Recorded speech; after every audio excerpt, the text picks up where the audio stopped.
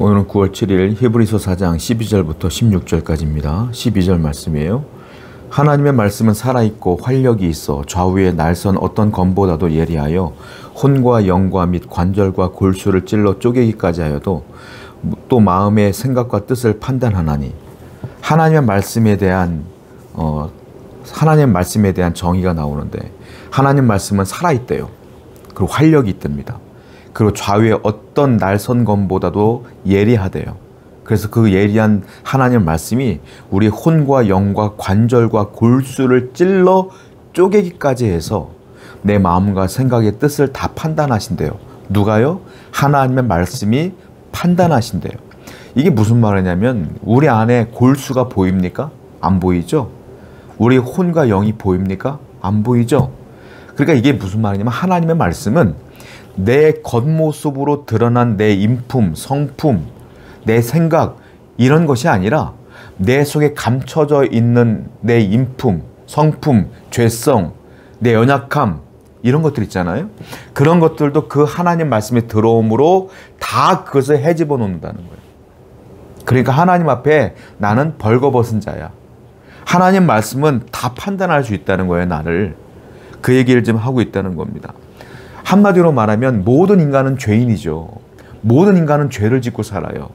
모든 인간은 저를 비롯하여 믿는 모든 사람들은 하나님 앞에 정말로 떳떳할 수가 없는 사람들이란 말이에요.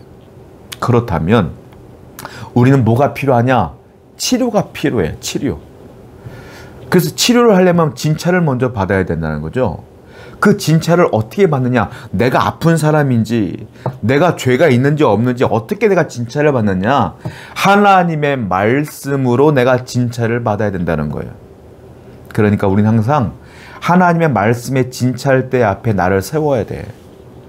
그래야 그 말씀이 읽음으로 묵상함으로 내가 얼마나 잘못된 삶을 사는 것을 깨닫게 된다는 것이죠. 그래서 그 말씀이 내 안에 들어와 활력이 있어 내 골수를 쪼개며 혼을 쪼개며 영을 쪼개며 나를 주 앞에 엎드리게 한다라는 것입니다.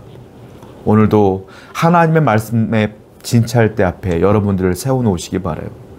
그리고 그 말씀 앞에 항상 내가 얼마나 하나님께 가까이 가고 있는가를 점검해 보시기를 바랍니다. 13절입니다. 지으신 것이 하나도 그 앞에 나타나지 않음이 없고 우리의 결산을 받으실 이의 눈앞에 만물이 벌거벗은 것 같이 드러나느니라. 만물이 주님 앞에 하나님 앞에 벌거벗은 것처럼 드러난대요. 그 역할을 하는 게 무엇이냐? 하나님 말씀이라는 거예요. 즉 하나님의 말씀은 살아있어서 역사하시는 하나님 말씀이기 때문에 나를 하나님 앞에 벌거벗은 것처럼 드러나게 하신다는 거죠. 하나님 말씀이 나를 하나님 앞에 아무것도 아닌 존재로 만들어버려. 그러면 어떤 일이 벌어지냐? 하나님 앞에서 그렇게 내가 서 있으면 말씀이 나를 치료하기 시작한다라는 거예요. 그제서야 성도는 성도다워진다 이 말이죠.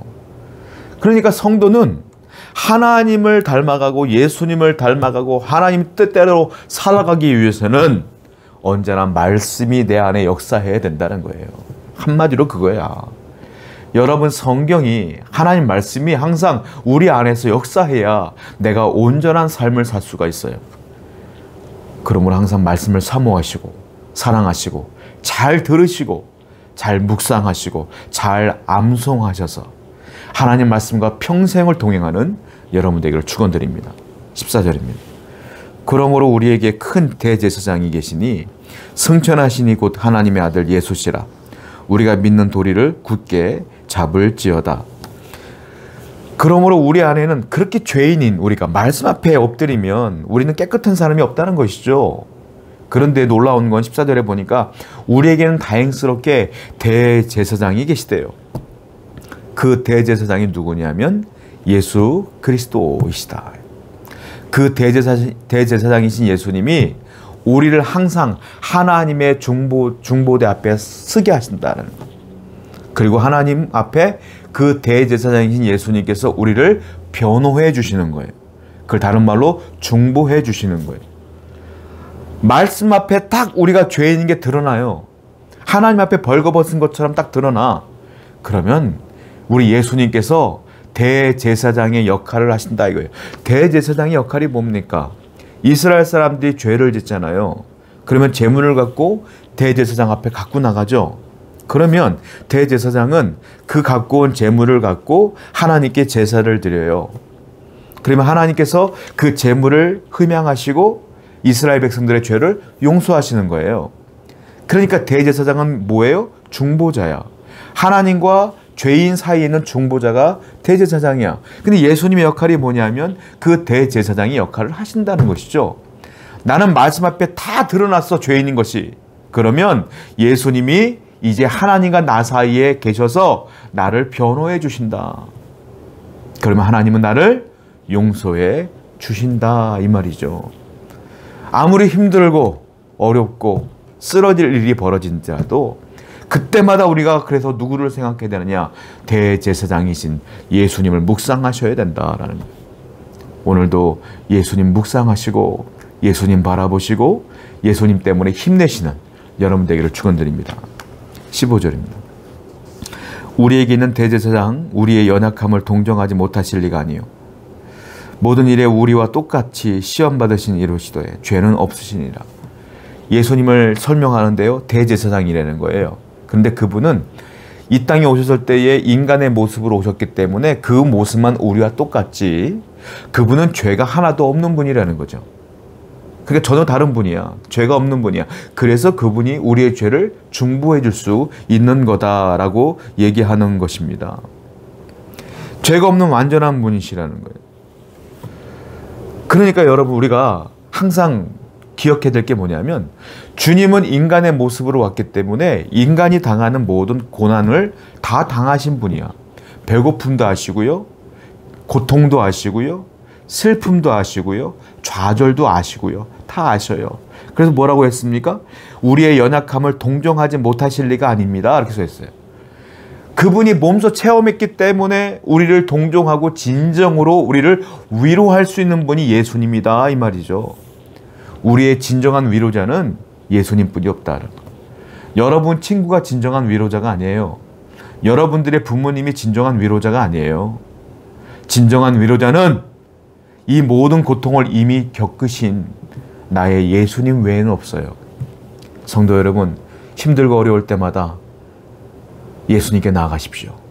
그분은 여러분들을 위로해 주실 것이며 동정해 주실 것이며 치료해 주실 것이며 힘을 주실 것입니다. 16절 말씀이에요. 그러므로 우리는 긍휼하심을 받아 때를 따라 돕는 은혜를 얻기 위하여 은혜의 보좌 앞에 담대히 나갈 것이니라. 대제사장이신 예수님께서 우리에게 주신 것이 또 무엇이냐? 담대함이라는 거예요. 어렵고 힘들 때 담대하게 나가라. 그러면 하나님께서는 은혜를 주시며 긍휼을 주시며 때를 따라 돕는 은혜를 주신다라는 거예요. 왜냐? 예수님이 십자가에 달려 돌아가실 때에 어떤 사건이 벌어졌습니까? 지성소에 있는 휘장이 쭉 찢어졌죠. 원래 지성소에는 대제사장만 1년에 한 번에 들어가는 겁니다. 1년에 한 번만. 그런데 그 휘장이 찢어졌다는 것은 이제 모든 사람들이 대제사장면 들어가 있던 그 지성소 안에 계신 하나님을 볼 수가 있게 된 거죠. 그러니까 우리는 어려울 때 바로 어떻게 기도할 수 있어요? 하나님께 나아가 기도할 수가 있는 거야. 그 담대함을 주신 분이 누구냐? 예수님이다. 그 십자가에서 우리를 위해 돌아가심으로 그 담대함을 우리에게 주신 것이다 라는 거예요. 성도 여러분, 그러므로 힘들 때 어려울 때 우리는 교회 앞에 나가 주 앞에 나가 하나님께 기도할 수가 있는 거예요. 오늘도 그 주님의 은혜를 기억하시고 주님께 기도하며 나가는 여러분 되기를 축원드립니다. 기도합시다. 항상 말씀 앞에 나를 세우는 자가 되게 하시고 항상 예수 그리스도를 기억하며 그분의 은혜를 입으며 살아가는 성도 되게 하여 주옵소서. 예수님의 이름으로 기도드렸습니다. 아멘.